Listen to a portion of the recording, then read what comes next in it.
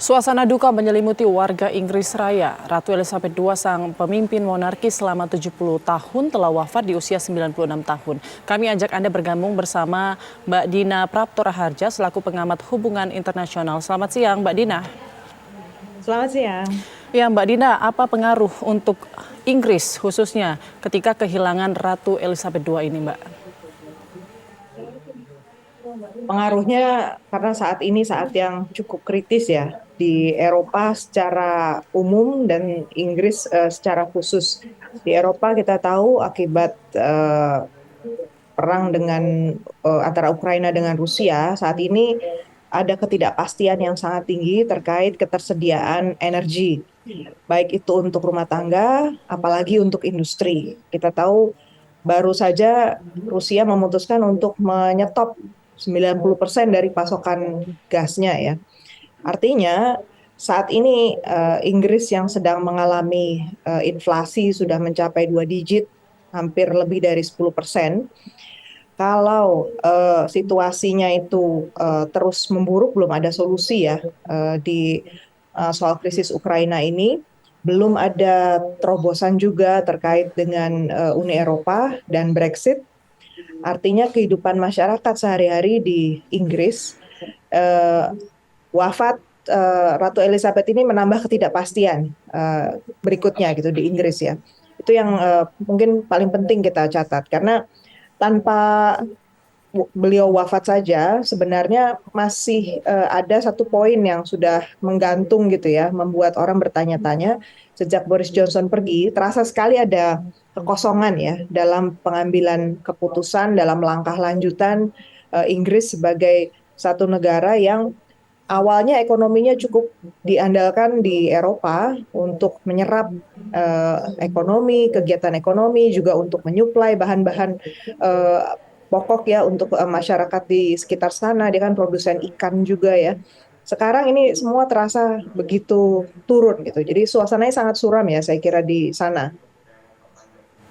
Baik, lalu untuk pengaruh terhadap negara-negara lain selain Inggris, apa Mbak kira-kira dari wafatnya Ratu Elizabeth II ini? Tentu mata kita mengarah pada negara-negara anggota Persemakmuran ya, Commonwealth countries ya. Negara-negara Persemakmuran ini kan sebenarnya hubungannya antara mau dan tidak gitu ya, tetap menjaga eh, Ratu Elizabeth waktu itu sebagai kepala negara.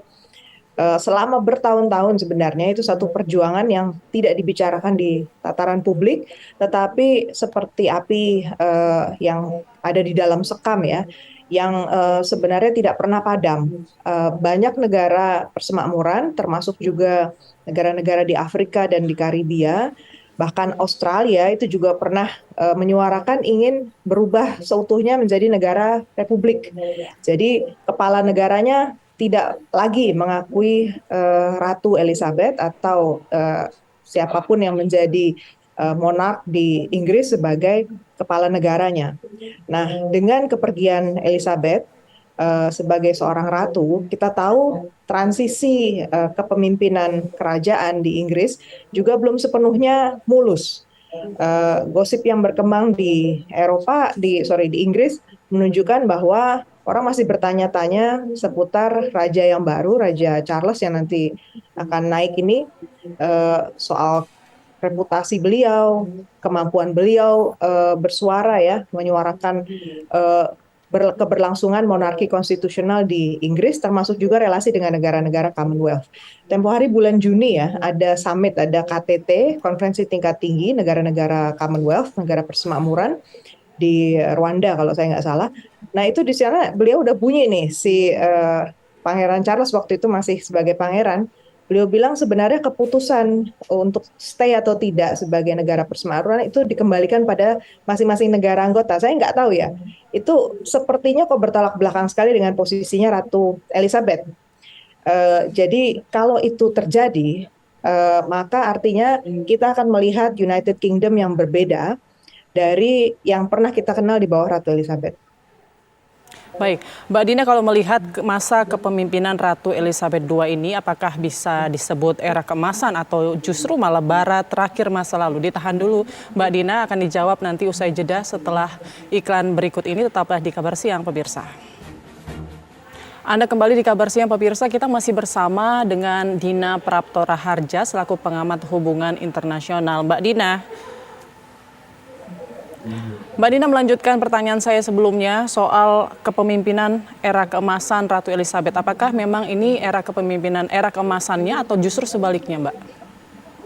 Menurut saya sebaliknya ya, karena era keemasan Inggris itu sebenarnya sudah berakhir di kira-kira pasca Perang Dingin lah ya. Di sanalah Inggris masih merasakan punya kejayaan, punya posisi ekonomi yang relatif jauh lebih kuat lah dan diandalkan di Eropa.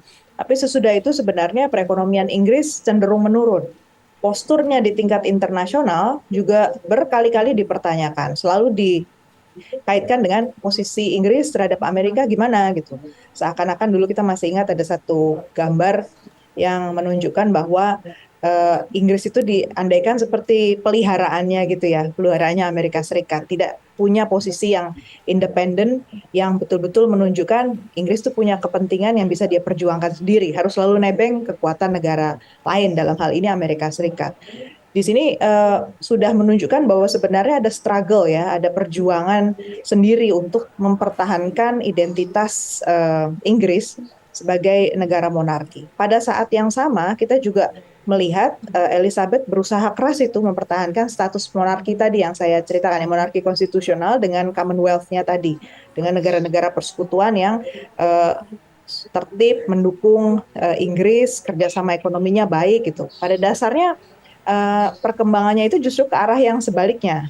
Negara-negara ini kan justru tidak sepenuhnya punya perjanjian dagang yang positif juga buat Inggris. Semuanya sangat voluntary gitu, sangat sukarela aja dari negara-negara ini. Artinya menurut saya ya, suara dari istana itu mungkin sebagian besar lebih untuk mempersatukan Inggris di dalam Inggris ya, di dalam sebagai satu negara, karena dia di dalam juga ada banyak negara-negara bagian gitu, dibandingkan dengan Inggris sebagai postur kuat di tingkat internasional gitu sih Mbak.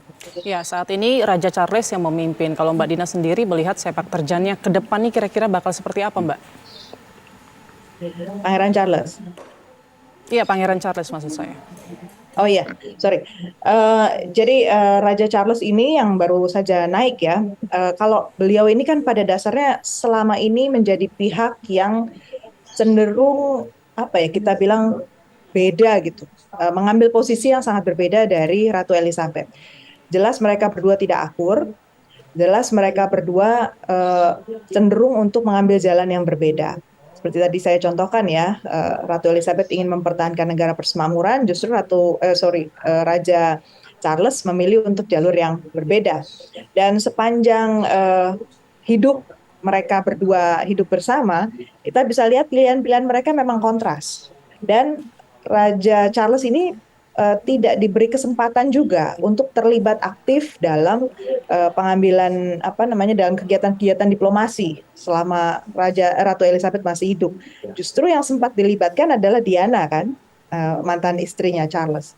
Jadi beliau ini saya sih menduga orang ya tanpa pengalaman praktis yang cukup, berhadapan dengan situasi yang sangat rumit seperti sekarang, bisa jadi beliau akan gagap, akan ada kesulitan di sana.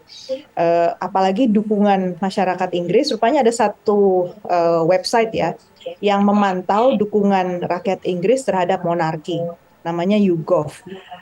Dan survei terakhir menunjukkan cuma sekitar 60% rakyat Inggris masih mendukung adanya monarki. Itu pun bentuk monarkinya seperti apa belum tentu sama dengan yang sekarang, dan rata-rata usianya 50 tahun ke atas. Dan kita tahu pada saat yang sama ketika kita bilang monarki belum tentu asosiasinya dengan Charles, karena Charles sendiri rupanya kalau di survei terpisah itu cukup negatif ya pandangan masyarakat Inggris terhadap beliau gitu. Jadi ini menurut saya jalan yang agak rumit ya buat raja kali ini, Raja Charles. Dia tidak bisa jalan biasa-biasa saja, bisa saja akan ada proses transisi yang cukup panjang, entah itu berakhir beliau tetap stay sebagai raja atau akan digantikan oleh putranya William. Itu yang perkembangan isu yang ada di Inggris. Baik, terima kasih banyak penjelasannya Mbak Dina Prapto Raharja selaku pengamat hubungan internasional. Selamat siang Mbak Dina. Selamat siang, terima kasih.